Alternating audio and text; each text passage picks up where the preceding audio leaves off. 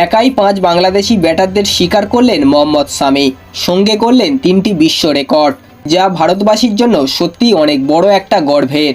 আপনারা কিন্তু অবশ্যই কমেন্ট করে জানাবেন এই 3টি রেকর্ডের মধ্যে কোন রেকর্ডটি আপনাদের সবচেয়ে বেশি ভালো লাগলো। চলুন ভিডিওটি শুরু করা যাক।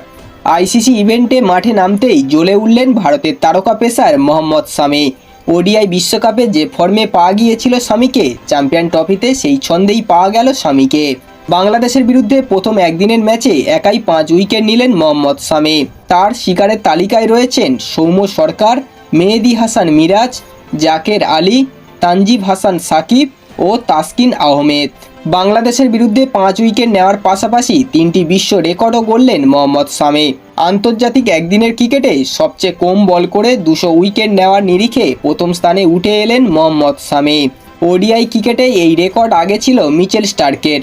5240 বলে 200 উইকেট নিয়েছিলেন ওজি স্পিড স্টার। এবার মোহাম্মদ সামি 200 উইকেট নিলেন 5126 বলে। এছাড়া ভারতীয় বোলারদের মধ্যে একদিনের ক্রিকেটে সবচেয়ে দ্রুত 200 উইকেট শিকারী হলেন মোহাম্মদ সামি। এর আগে অজিত আগারকর 133 ওডিআই ইনিংসে বল করে 200 উইকেট নিয়েছিলেন, সেখানে সামি মাত্র 103 ইনিংসে এই রেকর্ড গড়লেন। এছাড়া সীমিত ওভারের আইসিসি ইভেন্টে ভারতীয় বোলারদের মধ্যে সবথেকে বেশি উইকেট শিকারী হলেন মোহাম্মদ সামি। এই রেকর্ড এতদিন ছিল জাহির খানের। প্রাক্তন বাঁহাতি পেসারের উইকেট ছিল 71টি, সামির উইকেট সংখ্যা দাঁড়ালো 73টি। বন্ধুরা, এই ছিল সামির 3টি বিশ্ব রেকর্ড।